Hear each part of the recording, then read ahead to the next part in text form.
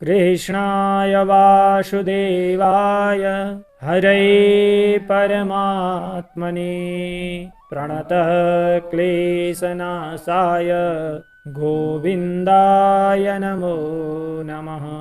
भन्नुहोस् भागवत भगवान को, श्री सद्गुरुदेव भगवान को, श्री वेदव्यास भगवान को, श्री सुखदेव जी महाराज को, राष्ट्रदेव पशुपतिनाथ को, वृंदावन बिहारी लाल को जय जय श्री राधे श्याम। अखिल कोटि ब्रह्मांड नायक कारण करुणा वरुणालय निवृत्त निकुंज विहारी रास रासेश्वर भगवान श्री हरि श्री कृष्ण सर्वेश्वर को साक्षात वाङ्मय प्रतिमूर्ति श्रीमद् भागवत महापुराण, जसको सारांश अध्यायलाई लिएर उपस्थित भएका छौँ। हामीले पूर्व सारांश कक्षामा श्रीमद् भागवत महापुराण प्रथम स्कन्धका 15 अध्यायसम्मका सारांशलाई हेरिसकेका छौँ। आज 16 अध्यायको सारांश कथा म सरसर्ती भन्न गइरहेको छु। यहाँ राजा युधिष्ठिर आफ्नो हस्तिनापुरको राज्य आफ्ना नाति परीक्षितलाई दिएर अथवा हस्तिनापुरको राज्यमा परीक्षितलाई राज्यारोहण गराएर आफू निक्लिनु भएको थियो, महाप्रयाण गर्नुभएको। राजा युधिष्ठिर सँगसँगै आफ्ना अनुजहरू अर्जुन, भीम, नकुल, सहदेव सबै गए। द्रौपदी पनि सँगै जानुभयो। त्यस्तै सबैजना भनौँ न, कुन्ती माता त झन् अगाडि भगवान श्रीकृष्णले स्वधाम गमन गर्नुभयो भन्ने सुन्ने बित्तिकै योगाग्निमा आफ्नो पाञ्चभौतिक देहलाई जलाएर भगवानका समीपमा प्राप्त गर्नुभएको थियो। यसरी राजा परीक्षितलाई आफ्नो राज्यको अभिभारा सुम्पिएर जानु भइसकेपछि राजा परीक्षित बिस्तारै बिस्तारै राज्यको शासन गर्न लाग्नुभयो। परीक्षित राजालाई आफ्ना राज्यका योग्य गुरुहरूले शिक्षा दिनुभयो र उनै ब्राह्मण देवताहरूको छत्र छायामा बढ्दै राजा परीक्षितले यौवन अवस्थालाई प्राप्त गर्नु र बिस्तारै विवाहको कुरा चल्न लाग्यो। राजा परीक्षितको सौत्तरस्य तनयामुपये मैरावतीं जनमे जयादिं चतुरस् तस्यामुत्पादयत् सुतान्। उत्तर देशकी, उत्तर नाम गरेकी राजाकी राजकुमारी भनौँ न, इरावती नाम गरेकी देवीलाई राजा परीक्षितले विवाह गर्नुभयो। ती इरावती नाम गरेकी देवीबाट परीक्षितका 4 पुत्रहरू जन्मिए, जनमे जय आदि गरिएका। यसरी आफ्नो राज्य सुखपूर्वक सञ्चालन गरेर बसिराख्नु भएको थियो। उहाँले गङ्गा नदीका तटमा 3वटा अश्वमेध यज्ञ गर्नुभयो, जसका आचार्य कृपाचार्य हुनुहुन्थ्यो, जहाँ देवताहरू साक्षात आफ्नो भाग ग्रहण गर्नका लागि उपस्थित थिए। यसरी ठुला ठुला यज्ञहरू, अश्वमेध यज्ञ राजा परीक्षितले गर्नुभयो। अनि आफ्नो राज्यमा कुनै एक दिन यसरी रहनु भएको थियो, आफ्ना राज्यमा कलीले प्रवेश गरे अरे भन्ने यो खबर राजा परीक्षित। जब कलीले राज्यमा प्रवेश गरेको कुरा थाहा पाउनुभयो, राजा निक्लिनुभयो दिग्विजयका निमित्त। शौनकजी भन्नुहुन्छ, कस्य हेतुर्निजग्राह कलिम दिग्विजये नृपः नृदेव चिह्नदृक् शूद्र कोशौ गाम्यपदाहनत। को हो यो कली भनेको र कुन कारणले पृथ्वीमा प्रवेश गरिरहेको छ, अनि किन यो राजाको रूपलाई धारण गरेको छ, किन गाई धर्म आदिलाई दुःख दिइरहेको छ, यो कुरा हे सुतजी महाराज बताउनुहोस् भनेर जब शौनकजी महाराजले भन्नुहुन्छ, तब जब राजा परीक्षितले आफ्ना राज्यमा कलीले प्रवेश गर्यो अरे भन्ने थाहा पाउनुभयो, त्यतिखेरै आफ्नो धनु हातमा लिएर बाणहरू तुणीरमा लगाएर रथमा चढ्नुभयो र दिग्विजयका लागि राजा परीक्षित निस्किनुभयो। आफ्ना त्यो रथमा वायु वेग गतिमा जानुभएका राजा परीक्षितले भद्राश्व, केतुमल, भारतका उत्तर देशहरू, कुरु, किमपुरुष आदि वर्षहरूलाई जित्दै जित्दै त्यहाँको शासकहरूलाई आफ्ना अधीनस्थ गर्दै गर्दै अन्तिममा ती शासकहरूबाट उपहारहरू ग्रहण गर्दै गर्दै त्यहाँबाट पनि निस्किनुभयो। जहाँ जहाँ पुग्नुहुन्थ्यो त्यहाँ त्यहाँ आफ्ना पूर्वजहरूको प्रशंसा सुन्नुहुन्थ्यो। आहा, हजुर त पाण्डव वंशका हुनुहुन्छ, हजुरका पितामहहरू यति पराक्रमी हुनुहुन्थ्यो, महाभारतको युद्ध 5 भाइ पाण्डवहरू हजुरका पितामह आदिले 100 कौरवलाई पनि जित्नुभयो। यसरी प्रशंसा सुन्नुहुन्थ्यो जहाँ जहाँ पुग्नुहुन्थ्यो त्यहाँ त्यहाँ। अनि तपाईँको जन्म समयमा पनि अश्वत्थामाले ब्रह्मास्त्रको सन्धान गरेका थिए। भगवान श्रीकृष्ण स्वयंले उत्तराका गर्भभित्र प्रवेश गरेर हजुरको रक्षा गर्नुभएको थियो। यसरी त्यहाँका प्रजाहरूको त्यो प्रशंसा सुनेर अत्यन्त खुसी हुनुहुन्थ्यो राजा परीक्षित। अनि पाण्डवहरूको र कृष्ण भगवानका बीचको त्यो आत्मीयतालाई उनीहरूले प्रशंसा गर्थे। यी सबै प्रशंसनीय वाक्यहरू श्रवण गरेर राजा परीक्षित अत्यन्त खुसी हुनुभयो। कसैलाई धन दौलत दिनुभयो, कसैलाई आफूले लगाएको हारै निकालेर लगाइदिनुहुन्थ्यो, कसैलाई वस्त्र आदि दिनुभयो, सबैलाई खुसी तुल्याउनु भयो र यसरी जहाँ जहाँ पुग्नुहुन्छ त्यहाँ त्यहाँ आफ्नो पूर्वजहरूको कीर्ति सुन्दै सुन्दै दिग्विजय गर्दै गर्दै निक्लिनु भयो। भगवानका चरणमा अत्यन्तै धेरै रति बढिरहेको थियो राजा परीक्षितको यी सबै कुराहरू सुनेर। यसरी जाँदै हुनुहुन्थ्यो, एक दिन जाँदा जाँदै राजा परीक्षितका नजिकै एउटा आश्चर्यको घटना घट्यो। त्यो घटना म अब सुनाउँछु हे सौनकादि ऋषि हो भनेर सुतजी यहाँ त्यो घटनाको वर्णन गर्दै हुनुहुन्छ। एउटा वृषभ एक पाउले उभिरहेको थियो, थरथर कामिरहेको थियो, मलमूत्र त्याग गरिरहेको थियो अनि आँखाभरि आँसु पारेर एक गौ माता रोइराख्नु भएको थियो। धर्म रूप वृषभ र गौरूप पृथ्वी बीचको संवाद चलिरहेको थियो। यस्तो आश्चर्यको घटना राजा परीक्षित देखिराख्नु भएको छ। धर्मरूप वृषभले ती गौमाता जो दुःखी थिइन् उनलाई भन्दै हुनुहुन्छ, कच्चित् भद्रेनाहमयमात्मनस्ते विच्छायासे म्लायते सन्मुखेन आलक्ष्यै भवति मन्तराधिं दूरे बन्धुं सोचसी काञ्चनाम्ब। ए आमा, हजुर किन यसरी दुःखी हुनुहुन्छ? तपाईँको मन खिन्न भए जस्तो छ, तपाईँको मन शान्त छैन, के भयो? भगवान श्रीकृष्णले छोडेर जानुभयो पृथ्वीलाई भनेर तपाईँ यसरी दुःखी हुनुहुन्छ?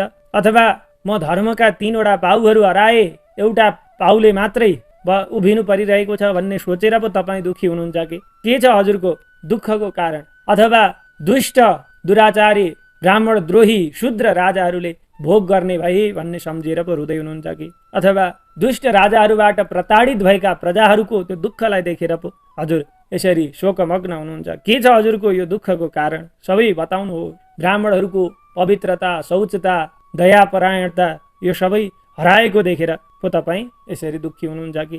के छ हजुरको दुःखको कारण त्यो बताउनुहोस् भनेर यसरी धर्मरूप वृषभले माता पृथ्वी गौलाई सोधिराख्नु भएको छ। इदं मम चक्ष्वतवाधिमूलं वसुन्धरेण विकर्षितासि कालेन वाते बलिनां बलियसा सुरार्चितं किं धृतमम्ब सौभगम् तब आधिमूलम इदं मम चक्ष। तपाईँको त्यो दुःखको कारण के हो त्यो मलाई बताउनुहोस् हे वसुन्धरे, हे माता भनेर यसरी सोध्नुभयो वृषभ रूप धर्मले। यसरी वृषभ रूप धर्मबाट सोधिएकी दुःखी पृथ्वीकी स्वरूप गौमाताले भन्दै हुनुहुन्छ, हे धर्म, हजुर सबै जान्नुहुन्छ, के बताउँ हजुरलाई? म किन दुःखी छु यो थाहा पाउन चाहनुहुन्छ होइन हजुर? सुन्नुहोस्, तपाईँका यी 4 पाउ मध्ये जम्मा 1 पाउले तपाईँ रहनु परेको छ। यही कारणले मलाई दुःखी बनाइरहेको छ। तपाईँका सत्य, शौच, दया, शान्ति 4 पाउहरू अहिले सत्य मात्रै छ, केवल अरू सबै हराइसके। अथवा गुणै गुणले सम्पन्न हुनुभएका भगवान श्रीकृष्णले आफ्ना चरण कमलका पदचापहरूलाई छोडेर आफ्नो स्वधाम गमन गर्नुभयो। त्यसकारण म दुःखी छु। सबै ब्राह्मण देवताहरूको, ऋषिहरूको, पितृहरूको अब कसले रक्षा गर्ला भन्ने कारणले म दुःखी छु। भगवानका पदचिन्हहरू जबसम्म मेरा अङ्ग अङ्गमा हुन्थे, पृथ्वी माता भन्दै हुनुहुन्छ, भगवानले जब लालित्यपूर्ण आफ्नो पदचापहरूले पृथ्वीलाई अङ्कित गर्नुहुन्थ्यो, पदचिन्हहरूले अङ्कित गर्नुहुन्थ्यो, त्यतिन्जेल म अत्यन्त खुसी थिएँ। आज भगवान पनि मलाई छोडेर जानुभयो, त्यसकारणले म अत्यन्तै दुःखी छु भनेर यसरी धर्म पृथ्वी माताका बीच संवाद भइरहेको छ। यसरी एउटा वृषभ रूप धर्म र गौ माता पृथ्वीले संवाद गरेको त्यो आश्चर्यजनक घटनालाई देखिसकेपछि परीक्षित राजा त्यही घटना घटित क्षेत्रतिर अगाडि बढ्नुभयो। क्रमशः जाँदै हुनुहुन्छ, तयोरेवं कथयतो पृथ्वी धर्मयोस्तदा परिच्छिन्नाम राजर्षिः प्राप्तः प्राचीं सरस्वतीं। सरस्वतीको किनारमा यी घटनाहरू घटिरहेका थिए। राजा परीक्षित ठ्याक्कै पुग्नुभयो। राजा परीक्षित आएको देखेर वृषभ, गौमाता पृथ्वी सबै अडिक हुनुभयो, राजाको सम्मान गर्नुभयो। सुतजी महाराज भन्दै हुनुहुन्छ, त्यहाँ जो दण्ड हातमा लिएर राजाको रूप धारण गरेका ती कली थिए, शूद्र कली, ती पनि छक्क परे अर्को राजा को आयो भनेर। राजा परीक्षित हेर्नुहुन्छ, राजाको वेश धारण गरेको छ, पृथ्वी माता र वृषभमाथि अत्याचार गरिरहेको छ, यो को हो भनेर यसरी देखिसकेपछि आफ्नो धनुमा बाण चढाउनु भयो र त्यो वृषभ रूपतिर तान्दै को हौ तिमी भनेर अलिक कड्किएको बाणीले भन्न लाग्नुभयो, मेघ गम्भीरया वाचा समारोपित कार्मुक। को हौ तिमी? बाण ताकेर हान्न खोज्दै, को हौ तिमी? मेरा राज्यमा यसरी किन प्राणीहरूमाथि अत्याचार गरिरहेका छौ? तिम्रो यो साहस राजा परीक्षितका राज्यमा यसरी प्राणीहरूमाथि अत्याचार गर्ने, तिमीलाई म छाड्ने छैन भनेर यसरी भन्नुभयो। छेउमा वृषभ थिए, एक पाउले युक्त भएका ती वृषभलाई भन्नुहुन्छ, वृषरूपेण किं कश्चित् देवो न परिखेदयन् न जातु पौरवेन्द्राणां दोर्दण्ड परिरम्भिते। वृषभ रूप धारण गरेका तपाईँ कोही देवता पो हुनुहुन्छ कि को हुनुहुन्छ? आजसम्म मेरा राज्यमा तपाईँ एकजनालाई मात्रै मैले दुखी देखेको छु, तपाईँभन्दा अरू कसैलाई पनि मैले मेरा राज्यमा दुखी देखेको छैन। तपाईँ को हुनुहुन्छ बताउनुहोस्, किन दुखी हुनुहुन्छ, के भइरहेको छ यहाँ? अब छेउमा पृथ्वी रूप गौमातातिर फर्किनुहुन्छ, मारोदिरम्ब भद्रम ते खलानां मयि शास्तरी यस्य राष्ट्रे प्रजा सर्वास्त्रस्यन्ते साध्य साधुहि। ए आमा, हजुर दुखी नहुनुहोस्, मेरा शासनकालमा कोही पनि दुखी हुनुपर्ने छैन। म छु, म दण्डनीयहरूलाई दण्ड दिनेछु। जसका राज्यमा असाधु व्यक्तिहरूद्वारा साधु सज्जन प्रजाहरू दुखी हुन्छन्, त्यसको त्यो उन्मत्त भएको दुष्ट राजाको सबै कीर्ति, आयु, ऐश्वर्य सबै नष्ट भएर जान्छ। यहाँ राजा परीक्षित भन्दै हुनुहुन्छ, यो राजाको परम धर्म हो कि दुखीहरूलाई दुःखबाट निष्कासन गर्ने, आफ्ना राज्यका दुखी प्रजाहरूलाई दुःखबाट, दरिद्रबाट छुटकारा गराउनु यो राजाको परम धर्म हो। त्यसकारण तपाईँहरूमाथि दुःख दिने भएको यो दुष्ट कलिलाई आज म छाड्ने छैन, यसको म शिर हरण गरिदिनेछु, यसलाई म राख्ने छैन, यसको वध गरिदिनेछु भनेर यसरी सम्झाउँदै हुनुहुन्छ।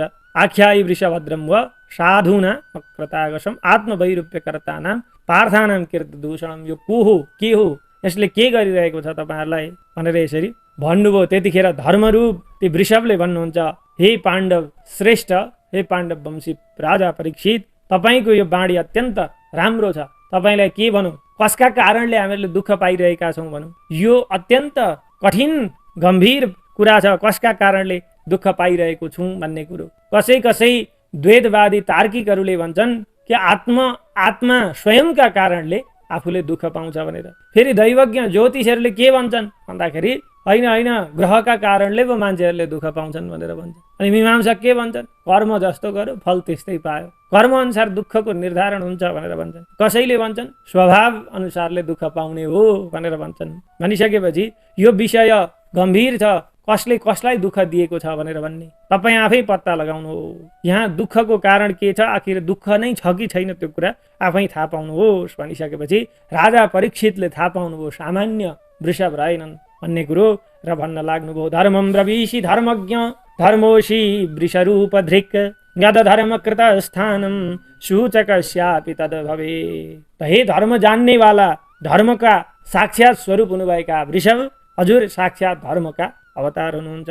त्यसकारण तपाईँले को हो दुःख दिने भनेर अपराधीको नाम समेत पनि लिनु भएन। किनभने जसले अपराधीको नाम मात्रै लिन्छ भने त्यो पनि त्यो पापको भागीदार हुन्छ। सूचकस्यापि तद भवेत्। अपराधीको नाम मात्रै ग्रहण गर्नाले पनि अपराधीले गरेका अपराधको भागीदार हुनुपर्छ। यो कुरा केवल धर्मलाई मात्रै थाहा छ। त्यसकारण तपाईँ स्वयं धर्म हुनुहुन्छ। तपाईँका 4 पाउ मध्ये 3 पाउ नष्ट भइसकेका छन्। केवल एउटा सत्य रूप पाउमा तपाईँ उभिनु परिरहेको छ। अनि उहाँ पृथ्वी माता हुनुहुन्छ। पृथ्वी माता पनि दुखी हुनुहुन्छ। के कारणले भन्दा भगवान श्रीकृष्णले पृथ्वीलाई छोडेर जानुभयो भनेर दुखी हुनुहुन्छ। अब तपाईँहरू दुखी हुनु पर्दैन, म परीक्षित आइसकेँ, मेरा राज्यमा कोही पनि दुखी हुनु पर्दैन भनेर राजा परीक्षितले त्यो आफ्ना बाणले कलीतिर प्रहार गर्न लाग्नुभयो। प्रहार गर्न के हाँट्नु भएको थियो, त्यतिखेरै तम जिगांसुमभिप्रेत्य विहाय नृपलाञ्छनम् तत्पादमूलम शिरसा समगाद भय विह्वलः। राजा परीक्षितको बाण आफूतिर अब आउनै आँटो। यो थाहा पाइसकेपछि भयभीत भएका ती कली जो राजाको वेश धारण गरेका थिए आफ्नो मुकुट हतार हतार निकालेर फ्यालेर आए, राजा परीक्षितका चरण पर्न लागे, पाउमा परे, महाराज पाहिमाम पाहिमा, रक्षा गर्नुहोस्, रक्षा गर्नु। यसरी आफ्ना पाउमा परेका राजा स्वरूपलाई धारण गरेका ती शूद्र कलीलाई देखेर दीनवत्सलः, दुखीहरूको रक्षा गर्ने भएका राजा परीक्षितले मन्द मुस्कान सहित ती कलीलाई भन्न लाग्नुभयो, न ते गुणाकेश यशोधराणां बद्धाञ्जलेर्वै भयमस्ति किञ्चित् न वर्तितव्यं भवता कथञ्चन क्षेत्रे मदीये त्वमधर्म बन्धुः। भगवान श्रीकृष्णको पदचापले युक्त, पदचिन्हले युक्त भएको यो पृथ्वीमा र उहाँको अनन्य भक्त भएको म राजा परीक्षितका राज्यमा शरणागतहरूले कहिले पनि डराउनु पर्दैन। तिमी निर्भय भयौ तर मेरा राज्यमा तिमीले बस्न पाउनेवाला छैनौ।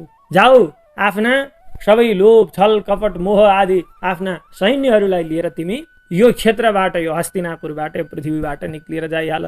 जहाँ भगवानको यज्ञ हुन्छ, भगवानको नामको कीर्तन हुन्छ, भगवानका भक्तहरूको निवास हुन्छ, त्यहाँनेरि तिम्रो कुनै पनि स्थान छैन। जाऊ भनेर यसरी कलीलाई राजा परीक्षितले जाने आज्ञा दिनुभयो। जब राजा परीक्षितले जाऊ भनेर भन्नुभयो, त्यतिखेर राजा परीक्षितलाई ती कलीले हात जोडेर बिन्ती बिसाउन लागे, हे भगवान, हे राजा परीक्षित, म कहाँ गएर बसौँ? जहाँ गए पनि हजुरको चक्रवर्तीत्वमा तपाईँको दण्ड मेरा अगाडि उपस्थित हुन्छ। मैले बस्ने कुनै ठाउँ पाइनँ, त्यसकारण मलाई यो ठाउँमा तिमी गएर बस भनेर कुनै स्थान निर्धारण गरिदिनुहोस्, म त्यहीँ गएर बस्नेछु। हजुरले देखाइदिनु भएको, निर्दिष्ट गर्नुभएका स्थानभन्दा अलिकति पनि मैले आफ्नो मर्यादाको उल्लङ्घन गर्ने छैन, त्यसकारण मलाई त्यो ठाउँ दिनुहोस्। तपाईँको अनुशासनमा म रहनेछु। यत्रैव नियतो वत्स्ये आतिष्ठंस्ते अनुशासनम। जहाँ तपाईँले निर्दिष्ट गर्नुहुन्छ त्यही स्थानमा गएर म बस्नेछु भनेर राजा परीक्षितलाई कलीले भने। कलीको त्यो नम्र निवेदनलाई सहर्ष स्वीकार गरेर राजा परीक्षितले कलीलाई बस्नका निमित्त भनेर 4 ठाउँ दिनुभयो। द्यूतम पानम स्त्रियः शूना यत्रा धर्मश्चतुर्विधः। द्यूतम भनेको जुवा खेल्ने ठाउँ, अनि पानम मदिरालय, अनि स्त्रियः भनेको जहाँ व्यभिचारिणी स्त्रीहरूको बसोबास हुन्छ त्यस्तो ठाउँमा, र सुना भनेको जहाँ हिंसा हुन्छ, प्राणीहरूको वध हुन्छ।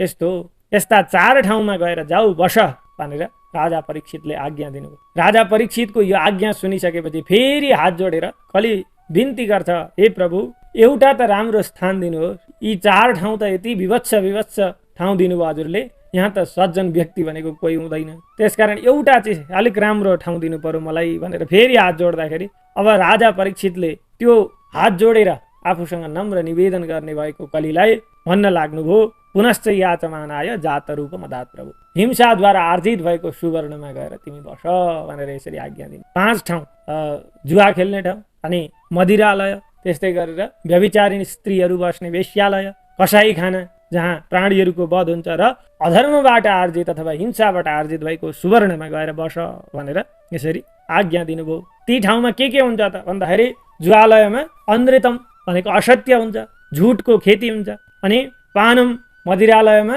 मद रूपमा कली बस्दछन्, अनि व्यभिचारिणी स्त्रीहरूले बसोबास गर्ने ठाउँमा काम वासनाका रूपमा कली विराजमान हुन्छन्। त्यस्तै गरेर हिंसालयमा रज हिंसा रूपमा बस्दछन् भने, अनि वैर रूपमा चाहिँ सुवर्ण, अधर्म आर्जित सुवर्णमा अथवा हिंसा आर्जित सुवर्णमा वैर भावमा कलीले निवास गर्दछन् भनेर यसरी सुतजी महाराजले भन्नुभयो। यी 5 ठाउँ राजा परीक्षितबाट पाएर ती कली आफ्ना ठाउँमा निवास गर्न लागे। यता 5 ठाउँ दिएर राजा परीक्षितले धर्मका अभाव भएका ती 4 पाउहरूलाई पुनः पुष्टि गरिदिनु भयो। अनि पृथ्वी मातालाई पनि सम्झाएर, हे माता, अब तपाईँले दुःख पाउनु पर्ने छैन, तपाईँको रक्षाका निमित्त म परीक्षित छु भनेर यसरी सम्झाएर माता पृथ्वीलाई पनि शान्त गर्नुभयो र आफ्ना हस्तिनापुर राज्यतिर आउनुभएको प्रसङ्ग हामीले आजको यो सारांश अध्यायमा श्रवण गऱ्यौँ। अब पुनः अर्को बसाइमा हामी अगाडिका प्रसङ्गहरूलाई श्रवण गर्नेछौँ। भगवान श्रीकृष्णका श्रीचरणमा आजको यो बसाइलाई विराम गर्दछु। कृष्णाय वासुदेवाय हरे परमात्मने प्रणत क्लेशनाशाय गोविन्दाय नमो नमः। भागवत भगवानको